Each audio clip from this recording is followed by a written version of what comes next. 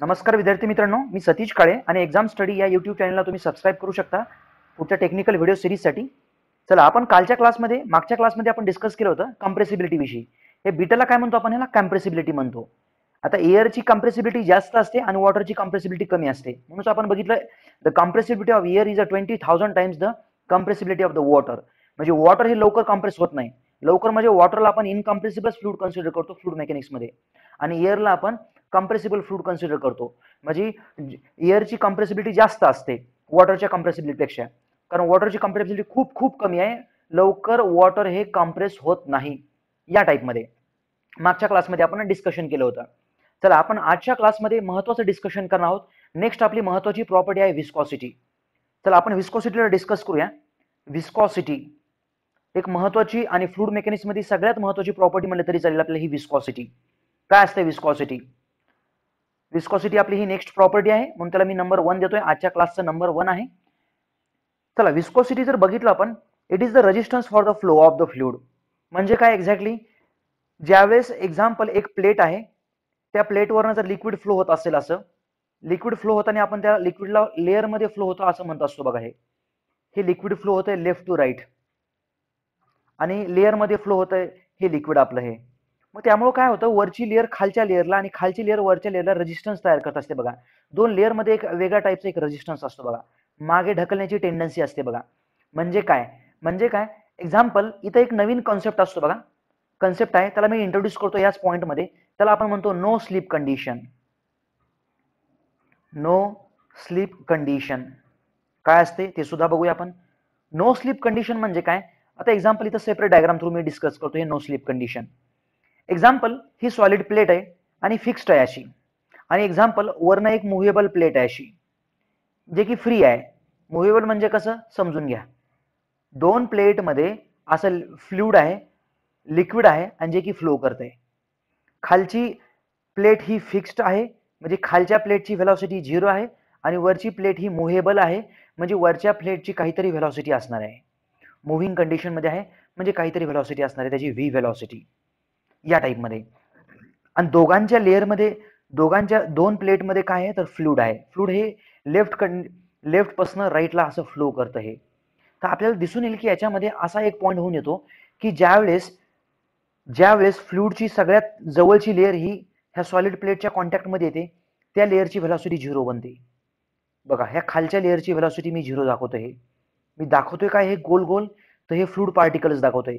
Fluid particles चिटकून बसतात खालच्या लेअरला, खालच्या फिक्स्ड प्लेटला, आणि खालच्या फिक्स प्लेटची व्हेलॉसिटी किती आहे?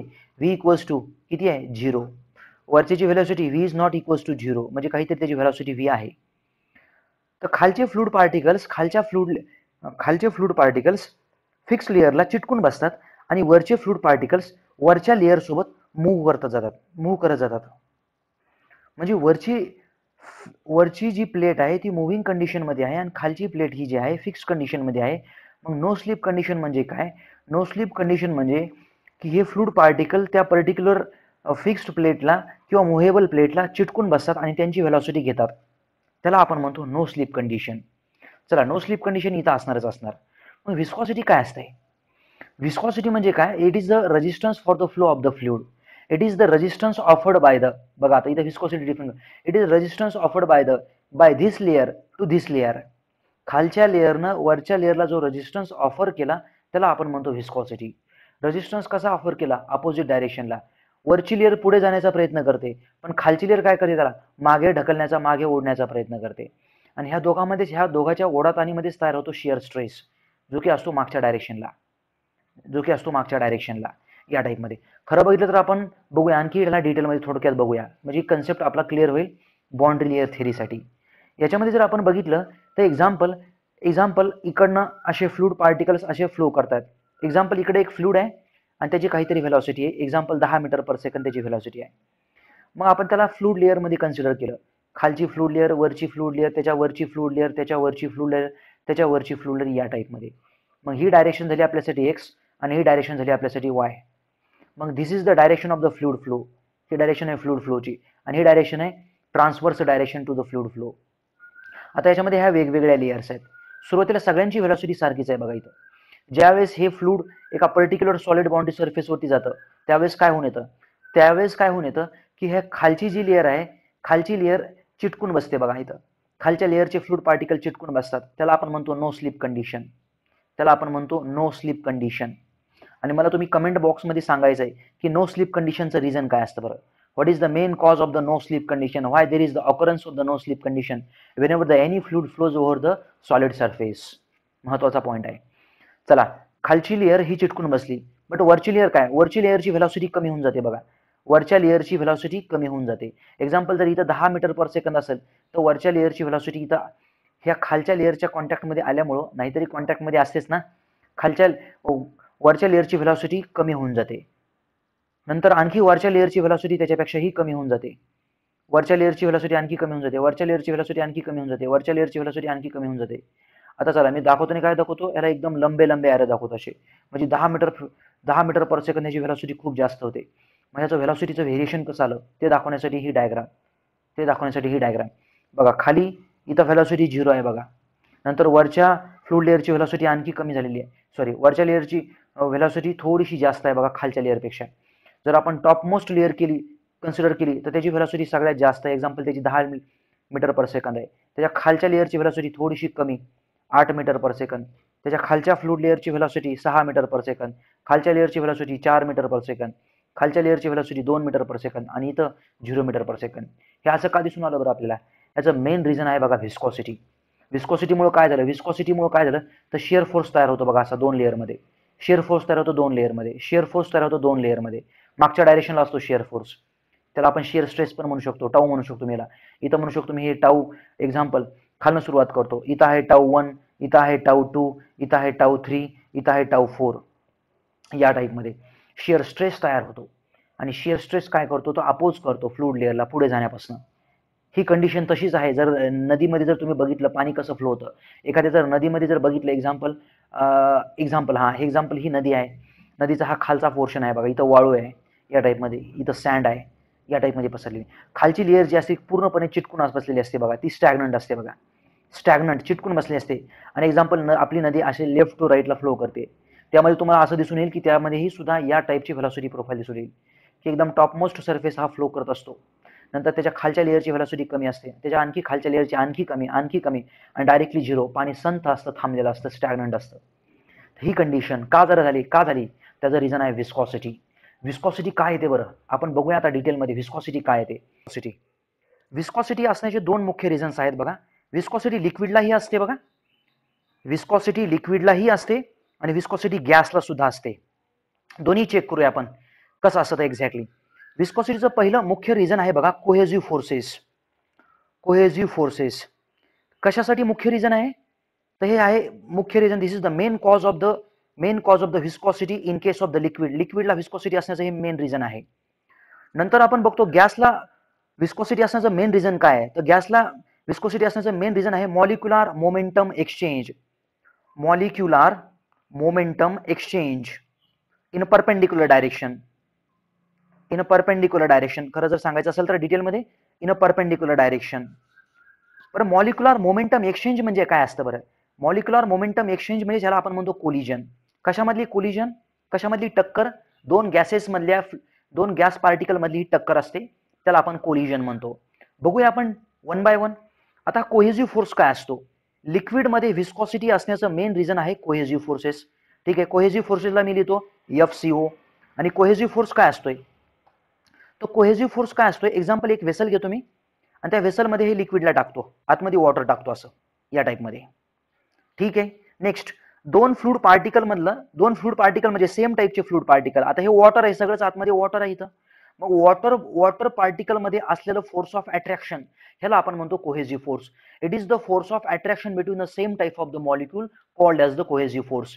आणि दुसरा एक फोर्स असतोय बघा, जो की आपल्याला खरं तर इथं लागत नाही, बट इथं मी इंट्रोडक्शन करून देतो याचं. दुसरा जो फोर्स असतो त्याला आपण म्हणतो अडेझिव्ह फोर्स. त्याला लिहितोय मी FAD.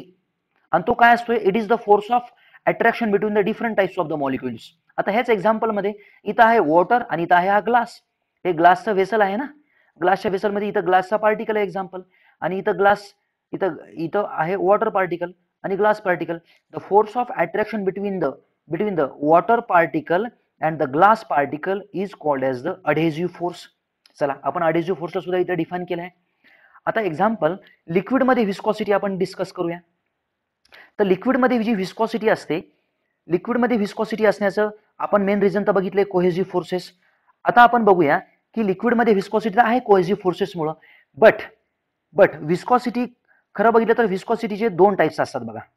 कुठले दोन टाइप्स असतात? व्हिस्कॉसिटी आपण डिस्कस करूया. व्हिस्कॉसिटीचे दोन टाइप. आपण एक व्हिस्कॉसिटी डिस्कस करतो त्याला आपण म्यू म्हणतो आणि दुसरी व्हिस्कॉसिटी डिस्कस करतो त्याला आपण न्यू म्हणतो. म्यू म्हणजे काय असते? म्यू म्हणजे असते डायनामिक व्हिस्कॉसिटी आणि न्यू म्हणजे असते कायनेमॅटिक व्हिस्कॉसिटी. चला आणखी डायनामिक व्हिस्कॉसिटीच आपण म्हणतो ऍब्सोल्यूट व्हिस्कॉसिटी आणि कायनेमॅटिक व्हिस्कॉसिटीला आपण म्हणतो आणखी डिफ्युजिव्ह व्हिस्कॉसिटी, किंवा त्याला आपण डिफ्युजिव्ह हा शब्द डिफ्युजिव्ह मोमेंटम सुद्धा वापरतो. डिफ्युजिव्ह व्हिस्कॉसिटी काय असते करूया डिस्कस आपण डिटेलमध्ये याला सुद्धा. चला व्हिस्कॉसिटी आता आपण लिक्विडची डिस्कस करतोय. The main cause of viscosity in case of the liquid is the cohesive forces. मुख्य रिझन काय आहे? कोहेसिव्ह फोर्सेस असतात. आता आपण लिक्विडमध्ये व्हिस्कॉसिटीचं व्हेरिएशन आपण डिस्कस करूया. लिक्विडमध्ये व्हिस्कॉसिटी आहे मुख्यतः कोहेसिव्ह फोर्सेसमुळे. मग इथं माझा क्वेश्चन असा आहे की टेम्परेचरचा इफेक्ट काय होतो बरं, आणि नंतर प्रेशरचा इफेक्ट काय होतो बरं. टेम्परेचरचा इफेक्ट व्हिस्कॉसिटीवरती कसा होतो आणि प्रेशरचा इफेक्ट कसा होतो कशावरती? लिक्विडवरती. ते आपण चेक करणार आहोत नंतर. आणि नंतर आपण गॅसमध्ये सुद्धा what is the main cause of the viscosity in case of the gas? The molecular momentum exchange, collision. मग त्यामध्ये गॅसला जी व्हिस्कॉसिटी असणार आहे, मग गॅसच्या व्हिस्कॉसिटीवरती टेम्परेचरचा कसा इफेक्ट होतो, तसाच प्रेशरचाही कसा इफेक्ट होतो हे आपल्याला डिटेलमध्ये बघायचं आहे. चला आपण पहिलं डिस्कस करतोय लिक्विड. आता टेम्परेचर जर वाढलं तर लिक्विडची व्हिस्कॉसिटी, तुम्ही म्हणताल सर कुठली व्हिस्कॉसिटी? आपण पहिलं बघूया डायनामिक व्हिस्कॉसिटी. तर टेम्परेचर जर वाढलं तर लिक्विड म्हणजेच माहिती आपल्याला वॉटरची व्हिस्कॉसिटी वाढणार का कमी होणार? तर वॉटरची व्हिस्कॉसिटी कमी होणार. याचं रिझन बघूया आपण. व्हिस्कॉसिटी असण्याचं मेन रिझन काय आहे लिक्विडमध्ये? Cohesive forces. टेम्परेचर वाढल्यामुळे काय होतं? टेम्परेचर वाढलं तर हे कोहेसिव्ह फोर्सेस कमी होणार आहेत. जर कोहेसिव्ह फोर्सेस जर कमी झाले तर व्हिस्कॉसिटी कमी होत असते या टाईपमध्ये. का बरं? टेम्परेचर वाढल्यामुळं कोहेसिव्ह फोर्सेस का कमी होत असतात? कारण कोहेसिव्ह फोर्सेस कमी का होतात? टेम्परेचर जर वाढलं तर मॉलिक्यूल जे आहेत एकमेकांपासून दूर जाण्याचा प्रयत्न करतात आणि त्यामुळं कोहेसिव्ह फोर्सेस कमी झाले म्हणजे इथं व्हिस्कॉसिटी कमी होऊन येत असते. या टाईपमध्ये आपण म्हणू शकतो पहिलं कन्क्लुजन आपलं हे. नंतरचं आपण दुसरं कन्क्लुजन बोलूया आपण याविषयी. कशाविषयी? आपण गॅसविषयी बोलूया. गॅसमध्ये व्हिस्कॉसिटीचं मेन रिझन काय आहे? तर गॅसमध्ये व्हिस्कॉसिटीचं मेन रिझन आहे मॉलिक्युलर मोमेंटम एक्सचेंज. आता काय होतं बरं एक्झॅक्टली याच्यामध्ये? टेम्परेचर जर वाढलं तर मॉलिक्युलर मोमेंटम एक्सचेंज म्हणजे कोलिजन काय होणार? कोलिजन वाढणार की कमी होणार? तर कोलिजन वाढत असतात. समजून घेण्यासाठीचं एक एक्झाम्पल, एक वेसल आहे, त्या वेसलमध्ये असा एक गॅस आहे. कुठला गॅस आहे? कुठलाही एअर कन्सिडर करा. जसंही आपण याला हीट केलं, जसंही आपण याचं टेम्परेचर वाढवल्यामुळे काय होत असतं? खरं तर कोलिजनचा रेट वाढतो बघा. कोलिजन एकदम फास्ट होऊन जातं. हे इकडचे गॅस पार्टिकल्स इकडं कोलाइड करतात, इकडचे इकडं कोलाइड करतात, इकडचे इकडं कोलाइड करतात, इकडचे इकडं कोलाइड करतात. का बरं असं होतं हे? कारण आपल्याला माहिती गॅसमध्ये काय असतं बघा, एक व्हेलॉसिटी असते, त्याला आपण RMS व्हेलॉसिटी म्हणतो, रूट मीन स्क्वेअर व्हेलॉसिटी म्हणतो. आणि ती किती असते व्हेलॉसिटी? ती व्हेलॉसिटी असते 3kT अपॉन, याच्यामध्ये इथं लिहितोय आपण हे m. मग काय कुठले पॅरामीटर्स काय आहेत याच्यामध्ये? हे के जे असतं बघा, हे बल्क मॉड्युलस असतं, टी हे टेम्परेचर असतं आणि एम हे मॉलिक्युलर वेट असतं. पण चला आपल्यासाठी हे महत्वाचं नाही. महत्वाचं काय आहे? VRMS is a directly proportional to the under root of T. म्हणजे टी म्हणजे काय? Absolute temperature. जसं ही टेम्परेचर वाढतं तसे ही गॅसेसची व्हेलॉसिटी वाढते, म्हणजे गॅसची एनर्जी वाढते. म्हणून गॅसमध्ये कोलिजन वाढतं. कोलिजन वाढलं म्हणजे व्हिस्कॉसिटी वाढते. कोलिजन वाढलं म्हणजे गॅसमध्ये ही जी डायनामिक व्हिस्कॉसिटी ती वाढत जाते. आपण कायनामेटिक व्हिस्कॉसिटीविषयी मी आता काहीच बोलत नाहीये, तर आपण सगळं डिटेलमध्ये पुढे डिस्कस करणार आहोत. चला या टाईपमध्ये आपल्याला समजून आलं असेल हे मेन रिझन्स आहेत बघा याचे. व्हिस्कॉसिटीचे मेन रिझन्स आपण डिस्कस केले या टाईपमध्ये. चला पुढे आपण डिस्कस करूया. आता पुढे आपल्याला डिस्कस करायचं बघा कायनामेटिक व्हिस्कॉसिटी. खरं बघितलं तर कायनेमॅटिक व्हिस्कॉसिटी आणि डायनामिक व्हिस्कॉसिटी याच्यामध्ये काही रिलेशन आहे का? येस, दोघांमध्ये रिलेशन असतं. याच्यामध्ये रिलेशन असतं की kinematic viscosity equals to dynamic viscosity upon density of that particular gas or liquid. तुम्हाला ज्याही लिक्विडची तुम्हाला कायनेमॅटिक व्हिस्कॉसिटी फाइंड आउट करायची, त्या लिक्विडची तुम्हाला डायनामिक व्हिस्कॉसिटीला तुम्हाला त्या लिक्विडच्या डेन्सिटीने डिवाइड करावं लागणार आहे त्यावेळेस तुम्हाला भेटतं ही कायनेमॅटिक व्हिस्कॉसिटी. चला, व्हिस्कॉसिटी विषयी आणखी महत्त्वाचे पॉईंट्स. आता व्हिस्कॉसिटी विषयी आणखी महत्त्वाचे पॉईंट्स म्हणजे आता आपण क्वेश्चनच्या फॉर्मॅटमध्ये आपण डिस्कस करूया. व्हिस्कॉसिटी ऑफ द लिक्विड बघूया आपण वेगवेगळ्या केसेसमध्ये कशी व्हॅरी होते. एक्झाम्पल, मी पहिला ग्राफ काढतो हा, त्यामध्ये मी इथं लिहितो टेम्परेचर आणि त्यामध्ये इथं लिहितो मी व्हिस्कॉसिटी, डायनामिक व्हिस्कॉसिटी. एक्झाम्पल, ग्राफ नंबर 1 आहे आणि ग्राफ नंबर 2 आहे. तर ग्राफ ए आहे आणि ग्राफ बी आहे. तुम्हाला ओळखायचा आहे ग्राफ ए कुठला आणि ग्राफ बी कुठला. तर याचा आन्सर आहे ग्राफ ए जो असणार आहे तो असणार आहे लिक्विडसाठी. का बरं लिक्विडसाठी? बघा, जसं जसं टेम्परेचर वाढत जातं तसं तसं त्याची व्हिस्कॉसिटी कमी कमी कमी कमी होत जात असते. बघा, ही अशी कमी कमी होत जात असते व्हिस्कॉसिटी. टेम्परेचर वाढल्यामुळे व्हिस्कॉसिटी कमी कमी होत जात असते या टाईपमध्ये. नाही त्याला सिंपल ह्या ग्राफला असंही प्लॉट करू शकतो आपण. इथं आहे टेम्परेचर आणि इथं आहे व्हिस्कॉसिटी.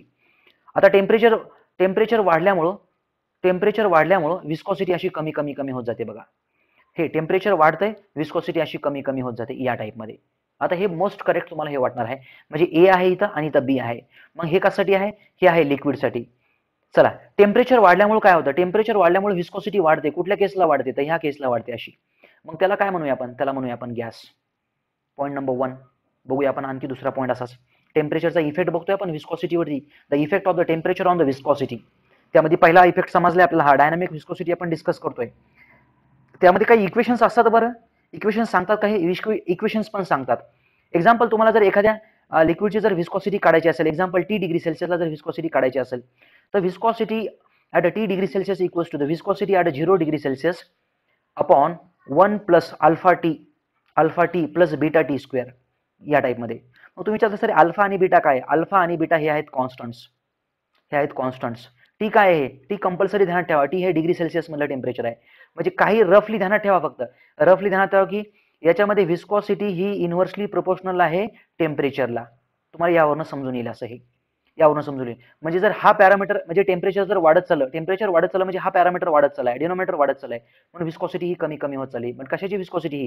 ही व्हिस्कॉसिटी आहे लिक्विडची व्हिस्कॉसिटी आहे. याविषयी काय सांगता येईल? ही तर कॉन्स्टंट आहे, कारण ही 0 डिग्री सेल्सिअसला व्हिस्कॉसिटी आहे म्हणून हे कॉन्स्टंट असतं. चला, या टाईपमध्ये आपण डिस्कस करू शकतो. म्हणजे रफली आपल्याला आयडिया आली की व्हिस्कॉसिटी ही लिक्विडची टेम्परेचरला इन्व्हर्सली प्रोपोर्शनल असते. हा तर पॉईंट आपल्याला क्लिअर झाला, खूप वेळेस आपण डिस्कस केलाय.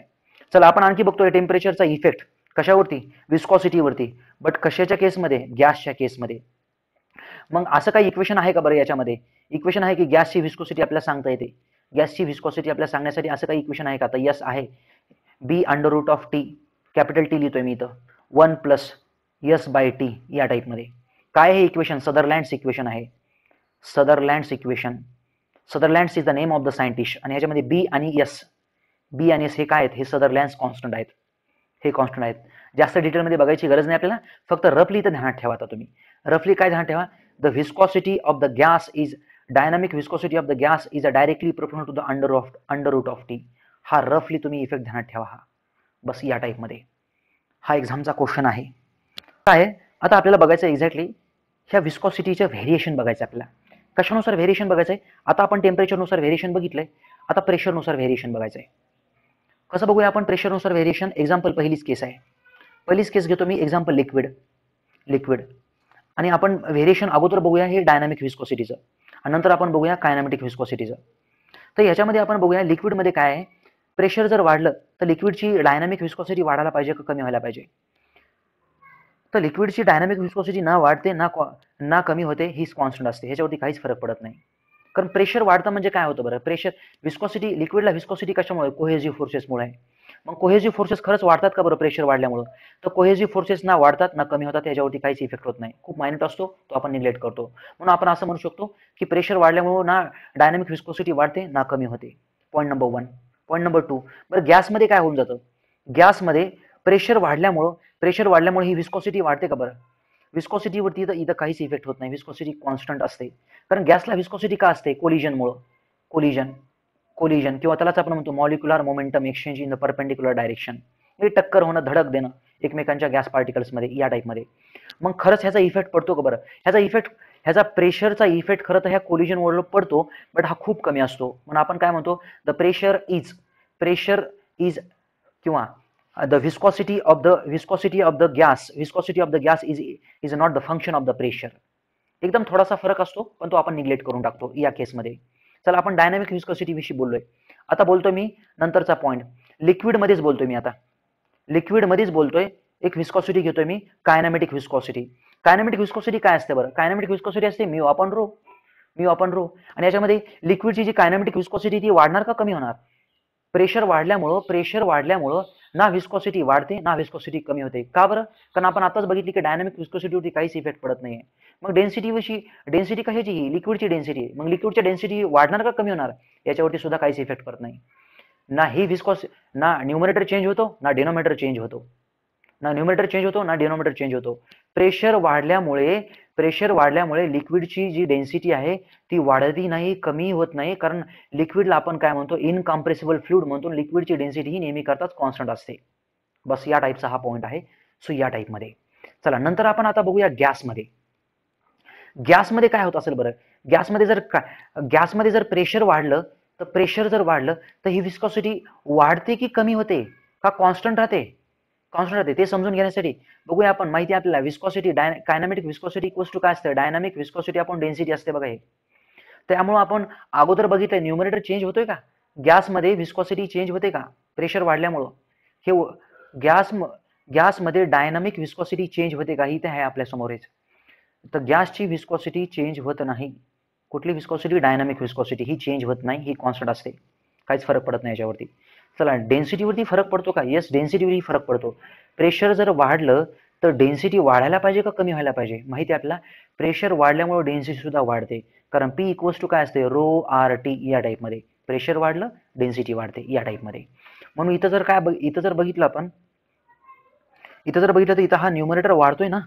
येस, न्यूमरेटर वाढतोय या टाईपमध्ये. असं होईल की डेन्सिटी वाढल्यामुळे ही कायनेमॅटिक विस्कॉसिटी ही कमी होते. म्हणजे प्रेशर वाढल्यामुळे काय होतंय? प्रेशर वाढल्यामुळं डायनामिक विस्कॉसिटीवरती काही फरक न पडता कायनेमॅटिक विस्कॉसिटीवरती फरक पडतो बघा. कारण डेन्सिटीवर फरक पडतो ना, त्यामुळे. असाच एक पॅरामीटर आपला जो की राहिलाय, त्यामध्ये क्वेश्चन माझा असा आहे की टेम्परेचर वाढल्यामुळे कायनेमॅटिक विस्कॉसिटीवरती काय फरक पडतो? कायनेमॅटिक विस्कॉसिटी वाढते का कमी होते या टाईपमध्ये? तर टेम्परेचर वाढल्यामुळे आपण बघितलं कायनेमॅटिक विस्कॉसिटी इक्वल्स टू काय? Dynamic viscosity upon density. But कुठल्या केसमध्ये? गॅसमध्ये आपल्याला डिस्कस करायचंय. गॅसमध्ये टेम्परेचर वाढल्यामुळे आपल्याला माहिती आहे की गॅस काय फरक पडतो याच्यामध्ये? डायनामिक विस्कॉसिटी वाढत असते गॅसेसची आणि डेन्सिटी वाढणार की कमी होणार? डेन्सिटी कमी होणार. कारण ह्या इक्वेशन मध्ये जर तुम्ही बघितलं P equals to rho R T, आताच बोलल्याप्रमाणे टेम्परेचर वाढलं की समजा डेन्सिटी कमी होत असते. तर हा ओव्हरऑल इफेक्ट काय झाला? ओव्हरऑल इफेक्ट म्हणजे न्यूमरेटर वाढतोय आणि डिनोमिनेटर कमी होतोय, म्हणजे कायनेमॅटिक विस्कॉसिटी वाढते या टाईपमध्ये. आता आपल्याला पुढे एक महत्त्वाचा टेबल बघायचा बघा. ओव्हरऑल जे वरचं डिस्कशन केलंय आपण त्याचं सगळ्यांचं कन्क्लुजन लिहूया इथं आपण. काय कन्क्लुजन लिहायचं आपल्याला इथं? एक्झाम्पल इफेक्ट लिहायचा आपल्याला. कशावरती? लिक्विडवरती. टेम्परेचर वाढल्यामुळे लिक्विडवरती काय इफेक्ट होणार आहे? लिक्विडची डायनामिक विस्कॉसिटी आणि गॅसची डायनामिक विस्कॉसिटी. आपण डिस्कस करतोय डायनामिक विस्कॉसिटी विषयी. कशाची बघूया आपण? डायनामिक विस्कॉसिटी आणि इथं कायनेमॅटिक विस्कॉसिटी. दुसरी कायनेमॅटिक विस्कॉसिटी आपण कन्सिडर करूया. दोन्हीचा इफेक्ट आपण कन्सिडर करूया. तर टेम्परेचर वाढल्यामुळे आपण आताच बघितलंय की लिक्विडची जी डायनामिक विस्कॉसिटी असते ती कमी होत असते. आपण टेम्परेचरचा इफेक्ट बघितला लिक्विडवरती. तर गॅसेसवरती काय होतो? तर गॅसेसवरती आपण आधीच रफली बघितलेले मॉलिक्युलर मोमेंटम हे इन्क्रीज होतं, त्यामुळे गॅसची जी विस्कॉसिटी असते ती वाढत असते बघा. त्याच टाईपमध्ये कायनेमॅटिक विस्कॉसिटी विषयी आपण डिस्कस केलं होतं की लिक्विडमध्ये कायनेमॅटिक विस्कॉसिटी ही कमी होते टेम्परेचर वाढल्यामुळं. आणि त्याच टाईपमध्ये दुसरा जर चेंज बघितला आपण तर गॅसेसमध्ये ती कायनेमॅटिक विस्कॉसिटी वाढत असते. आपण आताच बघितलंय. नंतर दुसरी केस बघतोय आपण की ज्यामध्ये प्रेशर वाढल्यामुळे काय होतं एक्झॅक्टली? प्रेशर जर वाढलं तर लिक्विडची डायनामिक आणि कायनेमॅटिक विस्कॉसिटी आणि गॅसची डायनामिक आणि कायनेमॅटिक विस्कॉसिटी यावरतीचा इफेक्ट बघूया आपण. डायनामिक विस्कॉसिटी आणि कायनेमॅटिक विस्कॉसिटी बघितलं आपण. प्रेशर वाढल्यामुळे लिक्विडमध्ये ना डायनामिक विस्कॉसिटी वाढते ना कमी होते. त्याच टाईपमध्ये गॅसेसमध्ये सुद्धा डायनामिक विस्कॉसिटी ना वाढते ना कमी होते. आता कायनेमॅटिक विस्कॉसिटी जर बघितलं आपण लिक्विडमध्ये तर कायनेमॅटिक विस्कॉसिटी सुद्धा ना वाढते ना कमी होते. फक्त आपल्याला एकच चेंज दिसून आला, तर प्रेशर वाढल्यामुळे कायनेमॅटिक विस्कॉसिटी जी आहे ती गॅसेसची कमी होते. आपण आताच इथं बघितलंय या टाईपमध्ये. सो हे झाले चेंजेस याविषयीचे. आता आपण नंतर डिस्कस करूया महत्त्वाचे काही पॅरामीटर्स. याच्यामध्ये महत्त्वाचे पॅरामीटर्समध्ये पहिलाच आहे Newton's law of viscosity. Newton's law of viscosity. बघूया आपण काय आहे exactly Newton's law of viscosity. या न्यूटन्स लॉ ऑफ विस्कॉसिटी मध्ये जर आपण बघितलं तर शियर स्ट्रेस आणि ड्यू बाय डीवाय यांचं रिलेशन असतं बघा. हे shear stress is a directly proportional to the velocity gradient असं आहे ते इक्वेशन या टाईपमध्ये. म्हणजे कसं वर्कआउट होतं हे बघूया आपण अगोदरची डायग्राम. त्यामध्ये आपण एक फिक्स प्लेट कन्सिडर केली होती. इकडनं जाणारं हे लिक्विड आहे, इकडनं जाणारं हे लिक्विड आहे आणि त्या टाईपमध्ये आपण बघितलं होतं की व्हेलॉसिटीचं डिस्ट्रीब्युशन कसं होत होतं. व्हेलॉसिटीचं डिस्ट्रीब्युशन नो स्लिप कंडिशनमुळे इथं फ्लूइड पार्टिकलची व्हेलॉसिटी 0, नंतर फ्लूइड पार्टिकलची व्हेलॉसिटी वाढत जाते या टाईपमध्ये. म्हणजे विस्कॉसिटीचा इफेक्ट इथं काहीच नसणार आहे ह्या डिस्टन्सला. नंतर विस्कॉसिटीचा इफेक्ट वाढत जातो खाली आल्यानंतर, आणखी विस्कॉसिटीचा इफेक्ट वाढतो, आणखी वाढतो या टाईपमध्ये. आता खरं तर विस्कॉसिटीचा इफेक्ट वाढतो का नो स्लिप कंडिशनचा इफेक्ट वाढला हा? कारण इथं नो स्लिप कंडिशन जास्त आहे बघा. नो स्लिप कंडिशन असल्यामुळे इथल्या फ्लूइड पार्टिकलची व्हेलॉसिटी किती आहे? 0 आहे. हा फ्लूइड पार्टिकल इथं स्टिक झाला, चिटकून बसला आणि वरती जसं जसं जातो आपण तसं हा शियर स्ट्रेस कमी होत जात असतो बघा. हा शियर स्ट्रेस अपोजिट डायरेक्शनचा शियर स्ट्रेस हा कमी होत जात असतो हा. त्याला आपण इथं म्हणूया τ1 आहे, τ2 आहे, τ3 आहे, τ4 आहे या टाईपमध्ये. मग according to the Newton's law of viscosity काय सांगतो? Shear stress between the fluid layer is a directly proportional to the velocity gradient. Velocity gradient du by dy. बघूया आपण याला आपण थोडक्यामध्ये आणखी चांगल्या प्रकारे एक्सप्लेन करूया. याला जर मी आता ह्या डायग्रामला जर मी कन्सिडर केलं, एक्झाम्पल ही डायग्राम जर मोठ्या स्केलला जर ड्रॉ केली, एक्झाम्पल या टाईपमध्ये असं दिसून येईल ती. आता या टाईपमध्ये इथं प्लेट आहे अशी, ही प्लेट आहे अशी, या टाईपमध्ये हा व्हेलॉसिटी ग्रेडियंट असा, हा व्हेलॉसिटी ग्रेडियंट, ही व्हेलॉसिटी आणि ही त्याच्या खालची एक व्हेलॉसिटी. एक्झाम्पल 2 लेअर कन्सिडर करतो मी. ही लेअर आहे काहीतरी y डिस्टन्सवरती, चला y1 कन्सिडर करतो, आणि ही जी लेअर आहे ती काहीतरी y2 डिस्टन्सवरती आहे असं कन्सिडर करतो. y2 लेअरवरती आहे, किंवा याच्यापेक्षाही सोपं जर सांगायचं असेल, चला y2 काही अडचण नाही. चला याच्यामध्ये ह्या लेअरची व्हेलॉसिटी आहे u1 आणि ह्या लेअरची व्हेलॉसिटी आहे u1 plus something additional du या टाईपमध्ये. आता आपण जर बघितलं तर ह्या दोघांमध्ये जर बघितलं आपण, हा दोघांमध्ये व्हेलॉसिटीचा डिफरन्स दिसतोय बघा. हा वरची व्हेलॉसिटी आणि खालची व्हेलॉसिटी कितीचा डिफरन्स आहे? हा दोघांमध्ये डिफरन्स आहे बघा, du इतक्या अमाऊंटचा डिफरन्स आहे. यामध्ये जर आपण आणखी दुसरी केस कन्सिडर केली जी की थोडीशी टिपिकल आहे, ती आपल्याला समजून घ्यायची. एक्झाम्पल, एक फ्लूइड पार्टिकल आहे, त्याची व्हेलॉसिटी आहे u1 आणि दुसरा फ्लूइड पार्टिकल आहे त्याची व्हेलॉसिटी आहे u1 प्लस du. दोघांनाही आपण सेम टाइमला जर रिलीज केलं तर कुठला फ्लूइड पार्टिकल जास्त दूर जाणार आहे? ऑब्वियसली वरचा फ्लूइड पार्टिकल जास्त दूर जाईल आणि खालचा फ्लूइड पार्टिकल हा कमीचा डिस्टन्स कव्हर करणार आहे तेवढ्या डिस्टन्समध्ये, कारण व्हेलॉसिटी ॲडिशनल आहे बघा du वरच्या फ्लूइड पार्टिकलची. मग वरचा फ्लूइड पार्टिकल किती डिस्टन्स जाईल? आपल्याला माहिती व्हेलॉसिटी इक्वल्स टू काय असते? डिस्टन्स अपॉन टाइम असते बघा. हे डिस्टन्स अपॉन टाइम असते. टाइम आपण इथं कन्सिडर करूया, dt एवढ्या वेळेमध्ये कुठला फ्लूइड पार्टिकल जास्त डिस्टन्स जाणार आहे? तर वरचा fluid particle, example fluid particle B आहे आणि फ्लूइड पार्टिकल ए आहे, तर फ्लूइड पार्टिकल बी जास्त डिस्टन्स कव्हर करेल फ्लूइड पार्टिकल ए पेक्षा. कितीनं जास्त डिस्टन्स कव्हर करेल? आता खरं बघितलं तर du इंटू dt इतक्या अमाऊंटनं तो जास्त डिस्टन्स कव्हर करणार आहे. कसं आहे बघूया. हे खरं डिस्प्लेसमेंट आहे बघा. ते हे डिस्प्लेसमेंट आहे. डिस्प्लेसमेंट कसं काढतो आपण? डिस्टन्स कसं काढतो आपण? Velocity into time. वरच्या फ्लूइड पार्टिकलची व्हेलॉसिटी किती आहे? u1 plus du. वरच्या फ्लूइड पार्टिकलची व्हेलॉसिटी u1 प्लस du. किती वेळेमध्ये आपण कन्सिडर केलं? हे dt एवढ्या वेळेमध्ये कन्सिडर केलं. खालच्या फ्लूइड पार्टिकलची व्हेलॉसिटी किती आहे? u1. किती वेळेमध्ये? dt एवढ्या वेळेमध्ये. म्हणजे वरचा फ्लूइड पार्टिकल कितीने डिस्टन्स कव्हर केलं जास्तीचं? बघा ह्याला स्प्लिट करा. u1 into dt plus du into dt. खालच्या फ्लूइड पार्टिकलचं डिस्टन्स किती आहे? u1 into dt. बघा u1 dt इतकं डिस्टन्स ॲडिशनल कव्हर केलं वरच्या फ्लूइड पार्टिकलनं.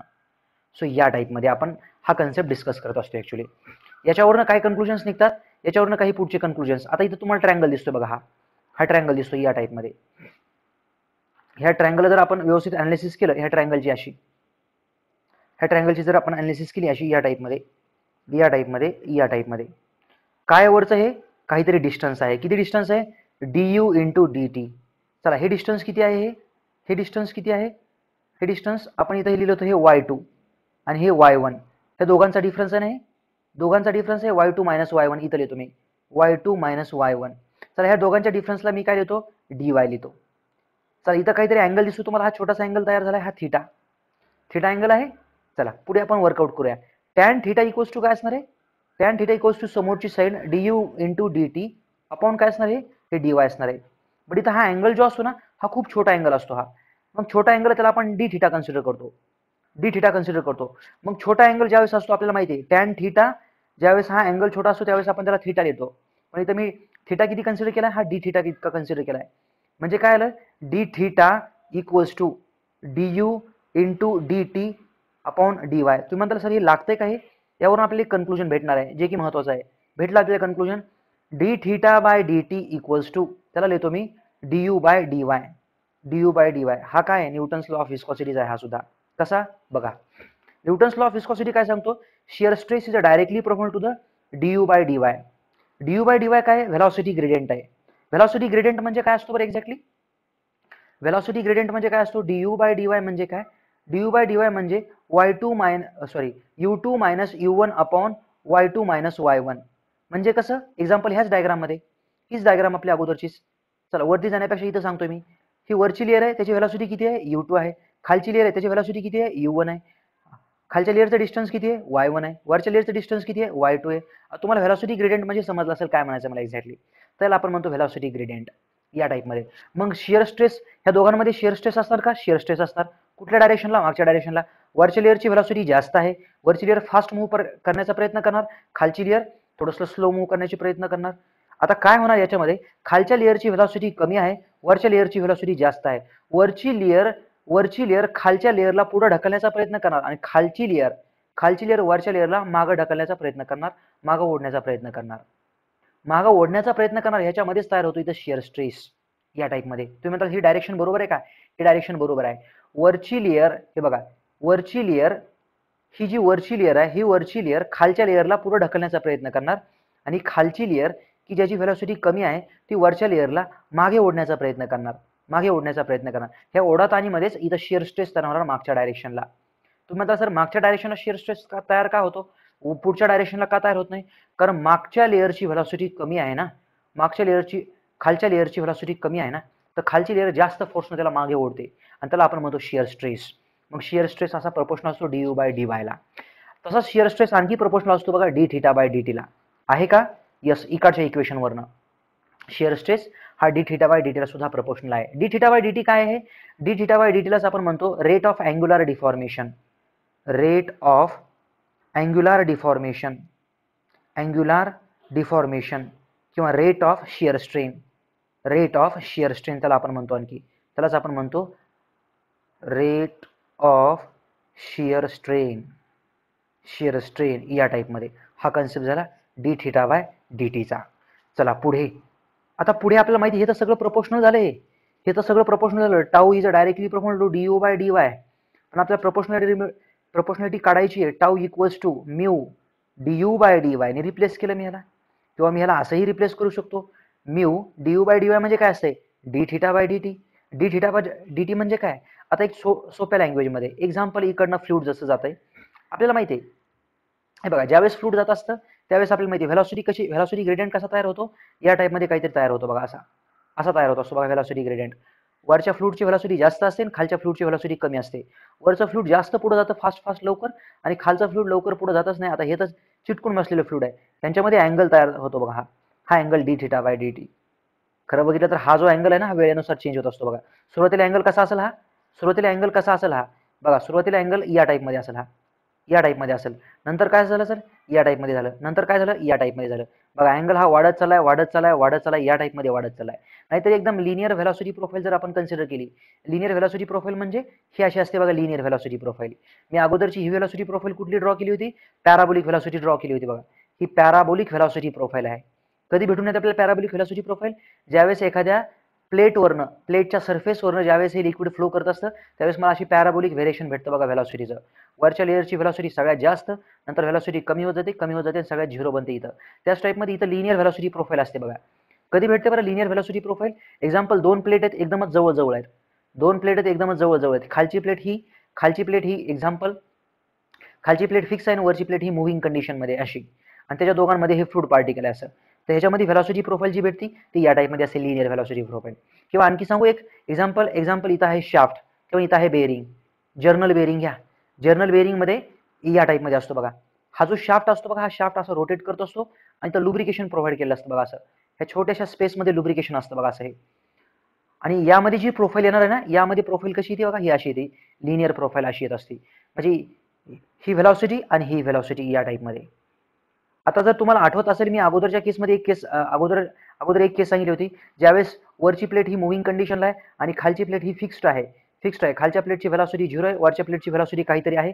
म्हणजे यामध्ये काय होतं बरं, नो स्लिप कंडिशन इथं कशी असते, तर यामध्ये नो स्लिप कंडिशन कशी असते, तर फ्लूइड पार्टिकल खालच्या प्लेटला चिटकून बसतं आणि वरच्या प्लेटला सुद्धा चिटकून बसतं. फ्लूइड पार्टिकल वरच्या प्लेटला चिटकून बसतं, खालच्या प्लेटला चिटकून बसतं. कुठलं फ्लूइड पार्टिकल चिटकून बसतं, एकदम जवळचं फ्लूइड पार्टिकल चिटकून बसतं. हे त्याला आपण नो स्लिप कंडिशन म्हणतो. नो स्लिप कंडिशन म्हणजे काय, नेहमीच व्हेलॉसिटी 0 असतं असं नाहीये.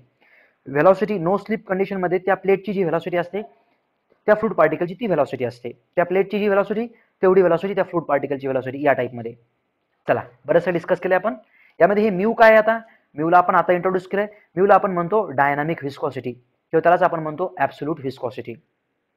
काय असतं बरं युनिट ह्या म्यूचं, आता युनिटमध्ये बघायचं असेल तर म्यूच्या युनिट विषयी क्वेश्चन असतात आपल्याला आणि न्यूच्या युनिट विषयी क्वेश्चन असतात आपल्याला. कुठले युनिट विचारले जातात आपल्याला, एसआय युनिट विचारले जातात आपल्याला. कुठले युनिट विचारले जातात आणखी आपल्याला, सीजीएस युनिट विचारले जातात. या टाईपमध्ये हे महत्त्वाचे युनिट्स आहेत आपल्याला, हे विचारले जातात. जास्तीत जास्त एमकेएस युनिट. बघूया आपण डायनामिक व्हिस्कॉसिटी आणि कायनामिक व्हिस्कॉसिटी यांचे युनिट्स बघूया आपण. आता डायनामिक व्हिस्कॉसिटीचं युनिट काढण्यासाठी सोपी टर्म आहे बघा. टाऊ इक्वल्स टू काय इथं, म्यू डीयू बाय डीवाय. यामध्ये हे टाऊ काय असते, शिअर फोर्स. शिअर स्ट्रेस आहे तो. शिअर स्ट्रेस म्हणजे काय असतो, shear force upon shear area. आपल्या युनिट कशाचं काढायचं आहे, व्हिस्कॉसिटीचं युनिट काढायचं आहे. इकडे लिहिलं मी डीयू बाय डीवायचं युनिट काय, इथं व्हेलॉसिटी आहे ही झाली मीटर पर सेकंद. खाली काय आहे, डिस्टन्स आहे वाय, इथं आलं हे मीटर.